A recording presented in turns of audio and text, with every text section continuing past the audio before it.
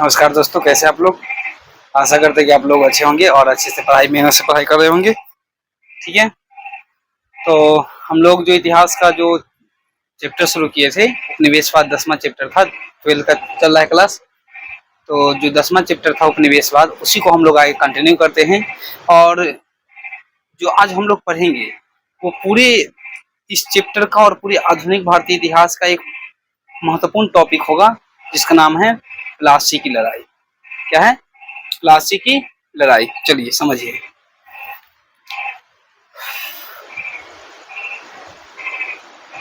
इतिहास है और 12th का है, और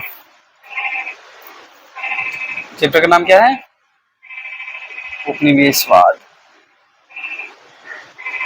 देखिए, वैसे तो जो भी इस चैप्टर में जो भी इम्पोर्टेंट पॉइंट था या टॉपिक था उसके बारे में हो गया है, लेकिन क्योंकि हम लोग टॉपिक के हिसाब से नहीं, आने वाला जो आप समझ लीजिए कि जो भी टॉपिक या जो भी आपका बेस बनाएगा उसके बारे में हम लोग पढ़ रहे हैं।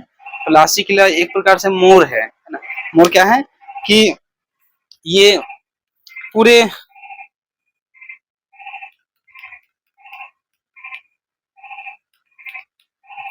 चलिए समझिए, ये पूरे इतिहास का आपको बेस बनाएगा समझने में, खासकर मॉडर्न इंडिया को, है ना। चलिए समझिए क्या है जो हम लोग आज पढ़ने वाले हैं। उस टॉपिक का नाम है उपनिवेशवाद, सॉरी, प्लासी की लड़ाई। प्लासी की लड़ाई, है ना। मैं शुरू में ही बोला था कि प्लासी की लड़ाई को एक अलग टॉपिक में देखेंगे। हम लोग शुरू कर रहे हैं, ध्यान से समझिएगा। देखिए, आप लोग को याद होगा कि जब भारत में, है ना, यूरोपीय लोग आए, तो यूरोप से जो पहले आए थे वो आए थे पुर्तगाल के निवासी। कौन थे? Vasco D gamma. Vasco D gamma. आप लोग को याद होगा, जब ये वापस गया ठीक अपने देश, तो बहुत ज्यादा मुनाफा कमाया मसालों से। तो पुर्तगाल के बाद बहुत सारे अन्य यूरोपीय भी आए। पुर्तगाल आए, डच आए, ठीक है, अंग्रेज आए, और आगे चल के फ्रांसीसी भी आए। क्योंकि आप लोग को याद होगा कि 1498 यानी लगभग 1500 से लेकर आने वाला बहुत लंबे समय तक, लगभग 100 साल तक पुर्तगाल का शासन रहेगा भारत में। शासन मतलब कि उनका दबदबा समझ लीजिए पूरे खासकर हिंद महासागर के क्षेत्र में, ठीक है। लेकिन इसमें दो सबसे आगे निकलते हैं, वो है अंग्रेज और फ्रांसीसी। पुर्तगाल को, डच को कि बहुत सारे कारणों से उनको पीछे हटना पड़ता है, और दो महाशक्ति के रूप में भारत में बनते हैं। और भारत में नहीं, पूरी दुनिया में समझ लीजिए कि दो महाशक्ति के रूप में उभरते हैं, वो है अंग्रेज और फ्रांसीसी। ठीक है, अंग्रेज और फ्रांसीसी। अब अंग्रेज है और फ्रांसीसी है। आप लोग पढ़े होंगे कि जब इसको वर्ल्ड मैप के द्वारा ही बताना होगा, है ना। चलिए थोड़ा सा बता देते हैं। वैसे तो आप लोग समझदार आदमी हैं, ठीक है, समझ जाइए कि ये वर्ल्ड मैप है।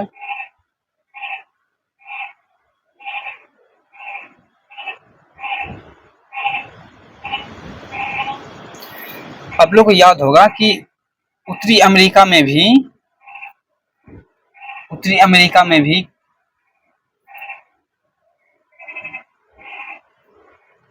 इस ब्रिटेन का और फ्रांस का, है ना, शासन हुआ करता था, है ना। वो उस पर अपना कब्जा जमाए हुए थे, लगभग समझ लीजिए 1775 से पहले तक। दो ही देश महत्वपूर्ण थे यहाँ पर, एक तो अंग्रेज और फ्रांसीसी। और जब एक घर में दो लोग का दबदबा हो, एक देश में किसी दो लोग का दबदबा हो, दो देशों का दबदबा हो, तो क्या होगा? जाहिर सी बात है, प्रतिद्वंदी तो बनेगा ही, है ना। तो दोनों देश प्रतिद्वंदी बने, ठीक है। दुनिया का अधिकांश जो उपनिवेश होगा, आगे चल के हम देखेंगे कि चाहे प्रथम विश्व युद्ध दूसरा विश्व युद्ध हो, है ना, इन दोनों का महत्वपूर्ण योगदान रहेगा। ठीक, चलिए अभी आगे नहीं जाते हैं, यहीं पर समझने की कोशिश करते हैं। दरअसल क्या है कि जब ये दोनों मतलब भारत में अपने क्षेत्र को बढ़ा रहे थे, क्षेत्र को बढ़ा नहीं रहे थे, अनेक कारणों से इनको मौका मिला भारत में अपने पैर पसारने का, है ना। यहाँ पर एक समझने वाला बात यह है कि 1707 में आप लोग पढ़े होंगे कि औरंगजेब की मृत्यु होती है। किसकी मृत्यु होती है? औरंगजेब की। और जो औरंगजेब जो मुगल शासक है, औरंगजेब के रहने तक किसी भी यूरोपीय का हिम्मत नहीं हुआ कि वो भारत के आंतरिक मामलों में हस्तक्षेप कर दें। वो केवल यहाँ के व्यापारी ही थे और व्यापार करके मतलब मुख्य रूप से उनका उद्देश्य था व्यापार करना। लेकिन जब 1707 में औरंगजेब की मृत्यु होती है, बहादुर शाह प्रथम जब इसके बाद शासक बनते हैं, ठीक है, तो ऐसे समझ ली कि जो पूरे भारत में मुगल का शासक था, अब इसके आने वाला जो शासक है वो इस इतने बड़े क्षेत्र को संभाल नहीं पाए। अब इतने बड़े क्षेत्र को संभाल नहीं पाएंगे तो क्या होगा? जो बाहर के लोग हैं इनको मौका मिल जाएगा कि हम भारत के आंतरिक मामलों में हस्तक्षेप करें, भारत के आंतरिक मामलों में हस्तक्षेप करें और क्या हो, हम अपना ज्यादा से ज्यादा मुनाफा कमाए। यही ना उद्देश्य होगा। ठीक है, तो इसको पहले अच्छे से इसको समझते हैं, क्योंकि मोस्ट इम्पोर्टेंट टॉपिक जो चल रहा है वो समझ लीजिए यही है।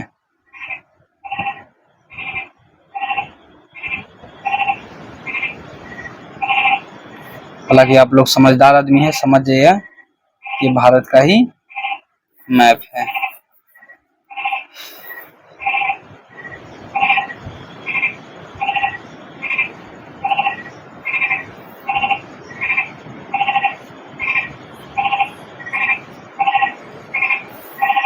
चलिए समझिए,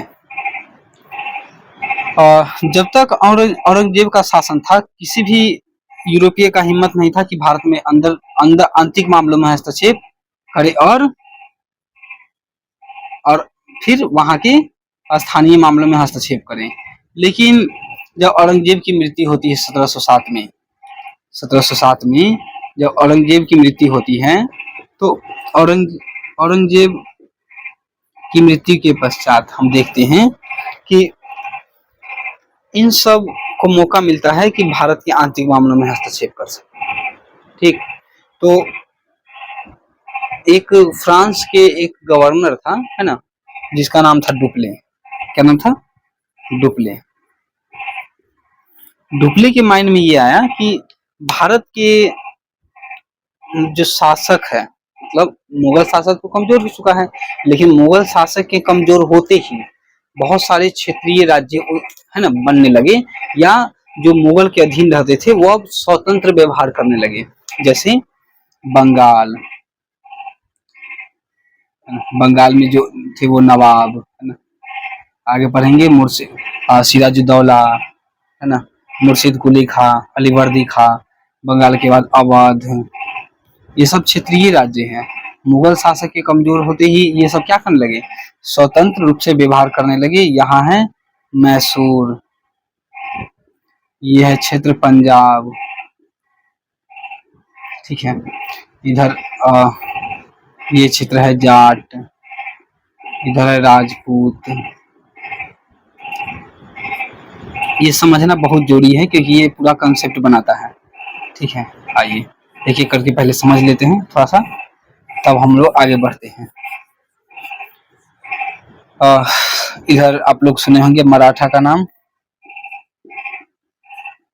मराठा, और कुछ है ना, लेकिन इतना याद रखना है, हैदराबाद, यहाँ पर हैदराबाद। क्योंकि जब 1707 में औरंगजेब की मृत्यु होती है, औरंगजेब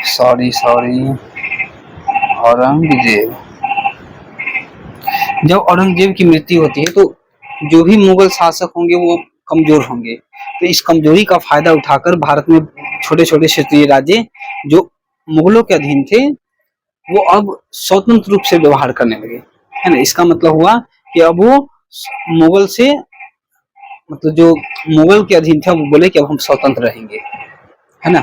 तो जब ये सब कम, चूंकि एक कोई केंद्रीय शासन तो नहीं है, क्षेत्रीय शासन है। तो जब जो अंग्रेज जो अंग्रेज या कोई भी विदेश के लोग आए हुए थे, जो यूरोप के लोग आए हुए थे, इनको अब ये इस बात का मौका मिला कि हम भारत के आंतरिक मामलों में हस्तक्षेप करें और यहाँ जो हम व्यापार कर रहे हैं उसके यहीं से पैसा से, जो हम पैसा ला रहे हैं अपने देश से, अब यहीं के पैसा से क्या करें, यहीं के पैसा से हम व्यापार करें। तो सबसे पहले ये जो दिमाग में आया वो था फ्रांस के एक गवर्नर जिसका नाम था डुप्ले। डुप्ले ने देखा कि ये जो क्षेत्रीय राज्य हैं वो आपस में लड़ रहे हैं, अभी लड़ रहे हैं तो हम क्यों नहीं इसका फायदा उठाएं।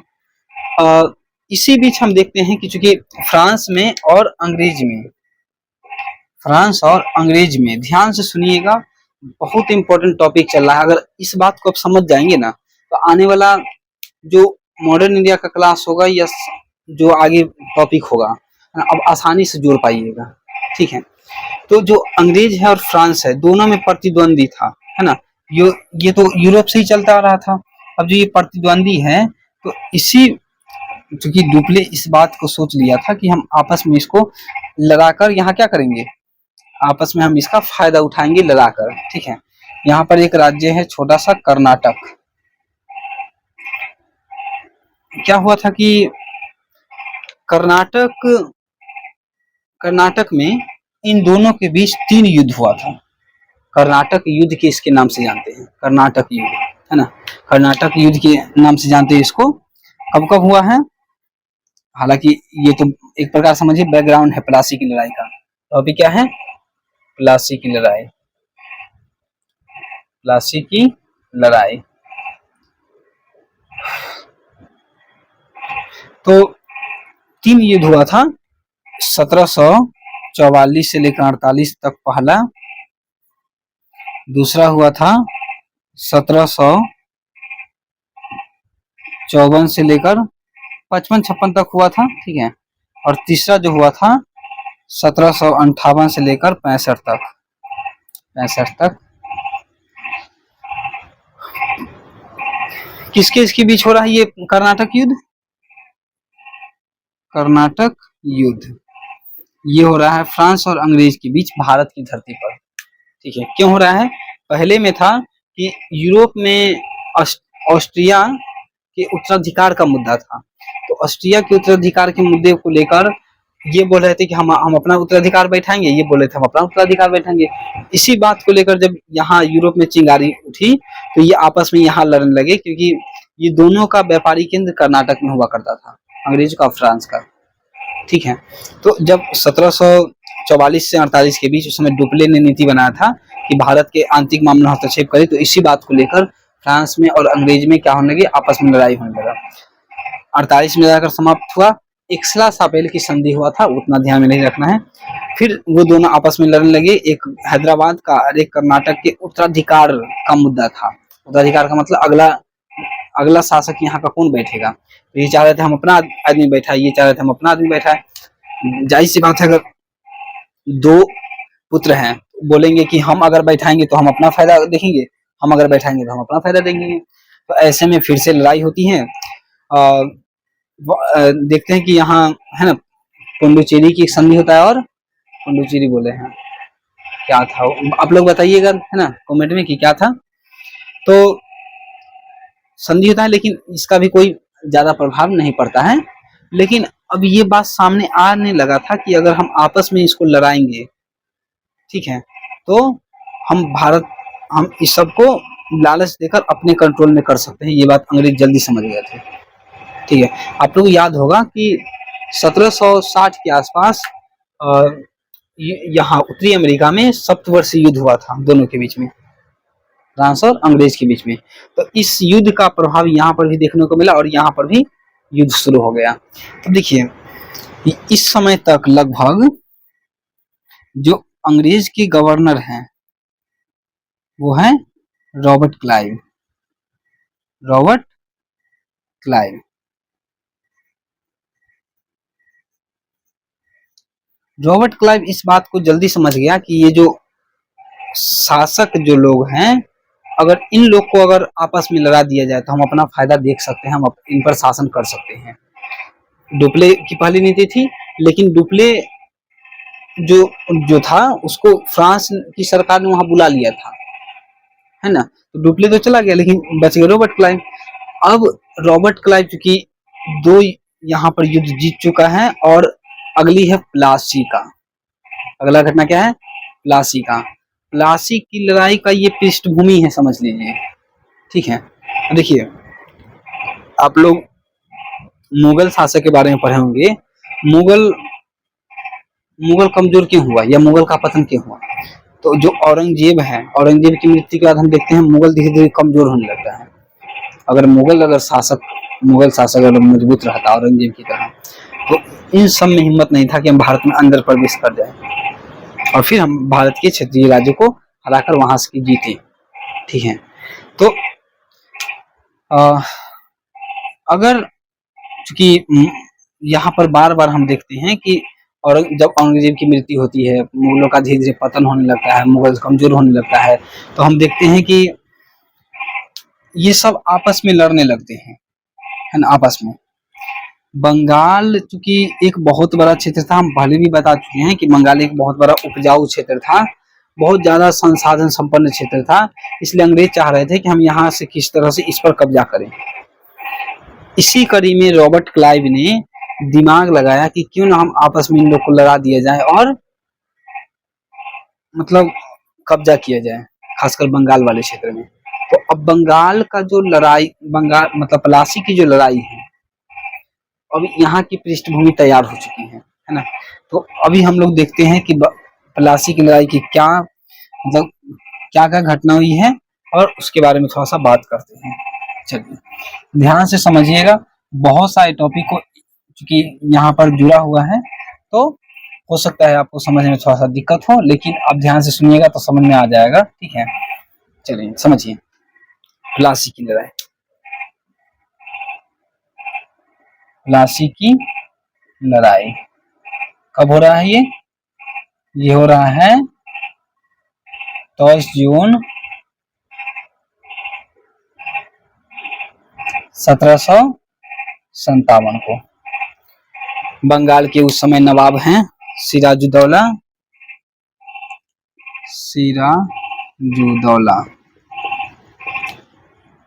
बंगाल के नवाब कौन है? सिराजुद्दौला।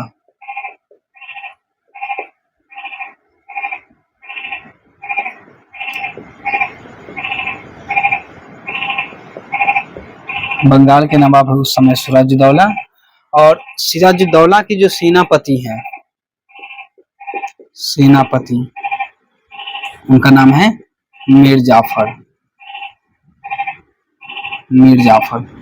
क्योंकि सिराजुद्दौला जब गद्दी पर बैठा तो इसकी जो मौसी थी घसीटी बेगम, वो चाह रही थी कि हमारा लड़का बैठे गद्दी पर, तो इसकी मौसी इसका विरोधी बनी। मौसी अपने आदमी ही विरोधी होते हैं, ये बात आपको पता ही होगा, है ना। मौसी कौन है? घसीटी बेगम। नाम भी गजब है, घसीटी बेगम। इसकी मौसी घसीटी बेगम चाह रही थी कि हमारा लड़का है ना नवाब बने। 1756 में ये बना था। तो और इसका सेनापति चाह रहा था, सेनापति खुद चाह रहा था, मतलब अंग्रेजों ने इसको ऑफर दिया कि अगर आप सिराजुद्दौला को हराने में मेरी मदद करते हैं तो हम आपको यहाँ का नवाब बनाएंगे। कहाँ का? बंगाल का। किसको ऑफर दिया गया? मीर जाफर को ऑफर दिया गया कि अगर आप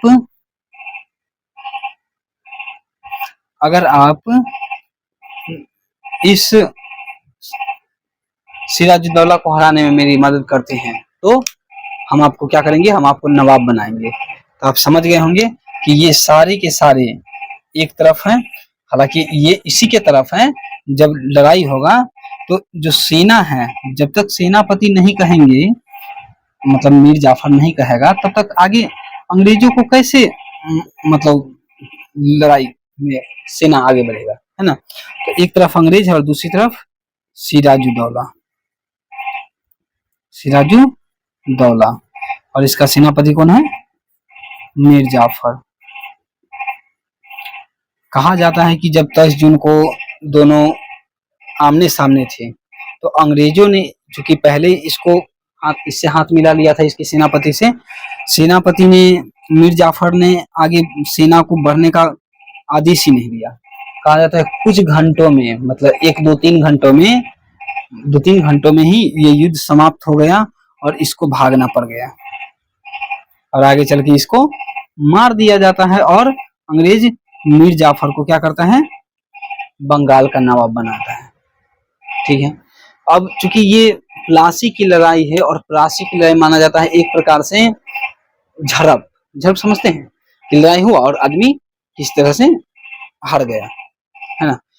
तब यहाँ पर अब देखेंगे कि मीर जाफर को बंगाल का नवाब बनाया जाता है। ठीक है, और बंगाल के नवाब बनाए जाने के पश्चात अब क्या होगा, इसको आगे की घटना आप समझिए यहीं पर।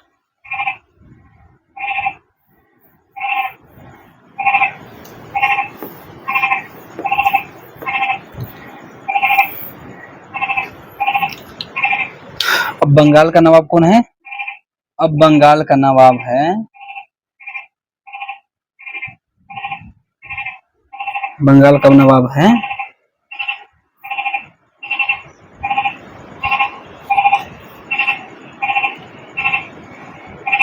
मीर जाफर।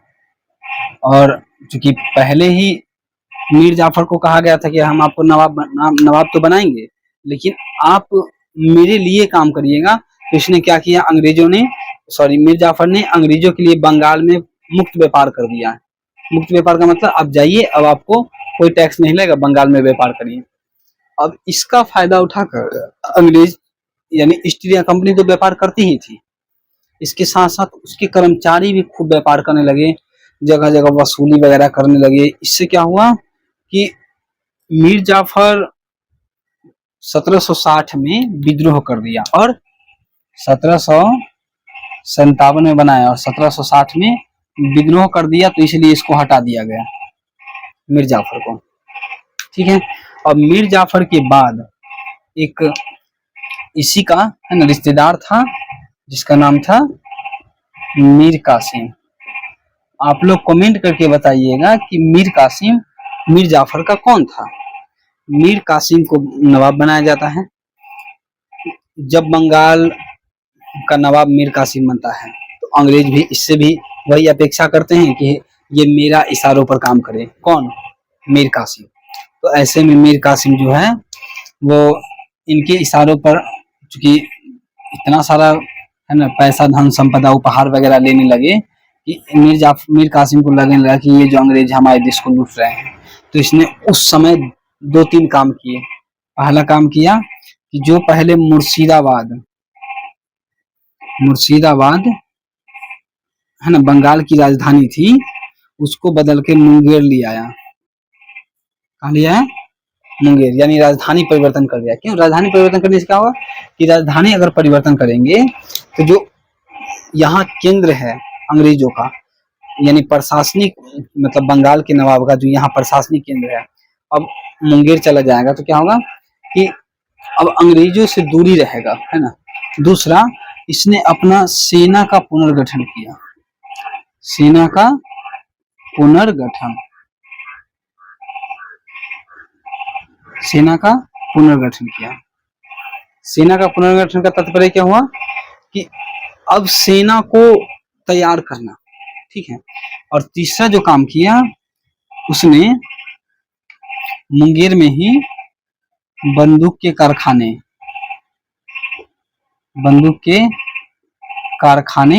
खुलवाए। एक और काम किया था, है ना, इसने कहा कि जब अंग्रेज है ना मुक्त व्यापार करे हैं, तो बंगाल के जो लोग हैं उनको भी मुक्त व्यापार करने दिया जाए, यानी मुक्त व्यापार से मुक्त कर दिया जाए। व्यापार से मुक्त करने का तात्पर्य कर न दिया जाए, है ना। तो अब बंगाल के लोग भी कर मुक्त व्यापार करने लगे। तो ऐसे में अब ये जो काम हो रहा है मीर कासिम के द्वारा, तो अंग्रेजों को लगने लगा कि ये जो मीर कासिम है ये मेरे खिलाफ क्या कर रहा है, मेरे खिलाफ विद्रोह करने की कोशिश कर रहा है या मेरे खिलाफ जा रहा है। तब ऐसे में मीर कासिम है ना, मीर कासिम को ऐसे कि राजधानी परिवर्तन तो हो ही चुका था, तो मीर कासिम ने एक योजना बनाया कि हम ये जो अंग्रेज हैं कि बड़े पैमाने पर लूट मची हुई थी बंगाल में बड़े पैमाने पर, तो ऐसे में मीर कासिम को लगने लगा कि अब अंग्रेजों को भगाने का समय आया है, इसलिए इसने क्या किया कि अवध गए। कहाँ गया? अवध। अवध के उस समय नवाब था सिजाउद्दौला, सिजाउद्दौला, ठीक है। उसके बाद कहाँ गया? उसके बाद गया मुगल शासक के पास। मुगल शासक उस समय कौन था? शाह आलम द्वितीय। और खुद बंगाल की जो नवाब है कौन? मीर कासिम। तीनों मिलकर है ना अंग्रेजों को अब चुनौती देंगे, अंग्रेजों को अब चुनौती देंगे।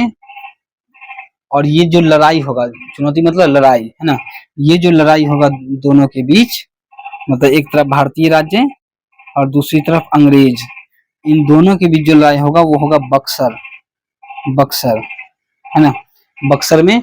इसलिए हम इसको बक्सर की लड़ाई कहते हैं या बक्सर का युद्ध कहते हैं। कब हुआ ये? 1764 ईस्वी में। सोचिए इतनी बड़ी सेना है अंग्रेज, मतलब अवध का खुद इतना बड़ा सेना, शाह आलम द्वितीय खुद मुगल शासक है तो कितना बड़ा सेना होगा। कासिम, मीर कासिम बंगाल का नवाब है, 50,000 से भी ज्यादा सैनिक, जबकि इसके पास 5,000 से भी कम सैनिक, फिर भी अंग्रेज यहाँ पर जीत जाते हैं और ये तीनों राज्य को हारना पड़ जाता है। अब सोचिए इसके पीछे देखिए बहुत सारे कारण हैं। पहला कारण है अंग्रेजों के पास उस तकनीक था, बंदूक है ना, इनकी सेना ट्रेंड थी, ट्रेन समझते हैं मतलब पूरा तरह से प्रशिक्षित है ना, प्रशिक्षण से ट्रेन था, ठीक है।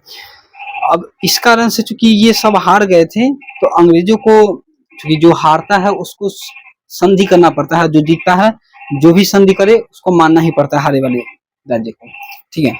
चूंकि अब ये तीनों हार चुके हैं तो अंग्रेज अब इनसे इलाहाबाद के पास में इनसे अब संधि करवाएंगे, इलाहाबाद की संधि।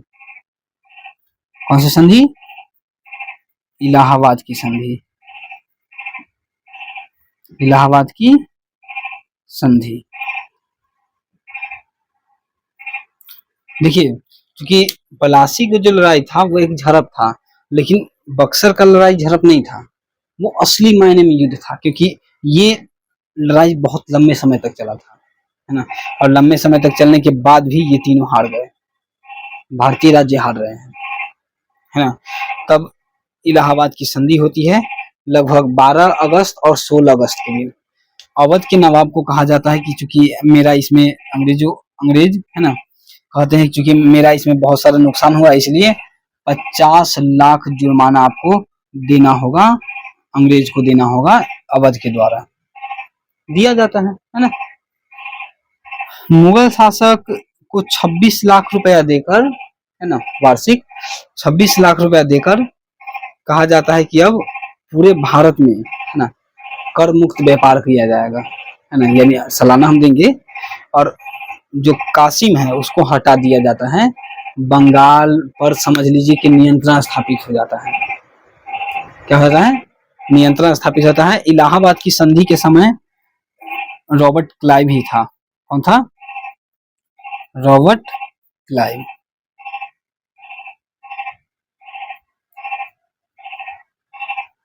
ठीक है। और बंगाल में द्वेष शासन की स्थापना होती है। क्या होती है? द्वेष शासन की स्थापना। अब ये द्वेष शासन है क्या, एक बार यहाँ पर समझ लीजिए। बंगाल में द्वेष शासन, बंगाल में द्वेष शासन क्या है समझिए। देखिए जो दीवानी है और प्रशासनिक अधिकार है, दीवानी अधिकारी दीवान और एक प्रशासनिक, प्रशासनिक यानी पैसा वसूलने का काम अंग्रेज करेंगे और जो प्रशासन चलाने का काम वो नवाब करेंगे। अब सोचिए, अंग्रेज पैसा वसूलेंगे और प्रशासन चलाएंगे खुद नवाब। तो ऐसे में नवाब को पैसा चाहिए चलाने के लिए, तो अंग्रेज पर निर्भर हो जाएंगे। इसी को द्वैध शासन कहा जाता है। 1765 में शुरू हुआ और 1772 तक ये चलेगा, जब तक वॉरेन हेस्टिंग इसको समाप्त नहीं कर देता है ना। जब तक इसको वॉरेन हेस्टिंग समाप्त नहीं कर देता है, इस 7-8 साल के दौरान बंगाल में मतलब समझ लीजिए कि लूट मचती है। लूट मतलब समझते हैं, लूट मची होती है। अंग्रेज जैसे मन वैसे अपने यहाँ के खजानों को इस्तेमाल करके बड़े पैमाने पर अपने देश ले जाते हैं। जो एक टॉपिक पिछले क्लास में हुआ था ना, धन निष्कासन का सिद्धांत, यहाँ पर पूरी तरह से दिखाई देती है ना। तो ये रहा आपका प्लासी की लड़ाई और बक्सर की लड़ाई। बहुत ही इंपॉर्टेंट टॉपिक है। यहाँ से मतलब ऑब्जेक्टिव में आपके एग्जाम में भर भर के आते हैं। आने वाला बहुत सारे कंपटीशन एग्जाम में भी आपको समझ में आएगा कि हाँ यहाँ से मतलब सवाल आता ही है। अगले जो हम लोग, चूंकि ये चैप्टर लगभग समाप्त हो चुका है, लेकिन हम चाहते हैं कि कुछ कुछ और टॉपिक पढ़ा दे जो आपको आगे पढ़ना ही है ना। हालांकि वो कारण के तौर पर पढ़ना है, लेकिन यहाँ अगर हम लोग पढ़ लेंगे तो अच्छा रहेगा, क्योंकि इसी से जुड़ा हुआ लगभग सब बातें। ठीक है, तो मुझे नहीं लगता है कोई दिक्कत हुआ होगा।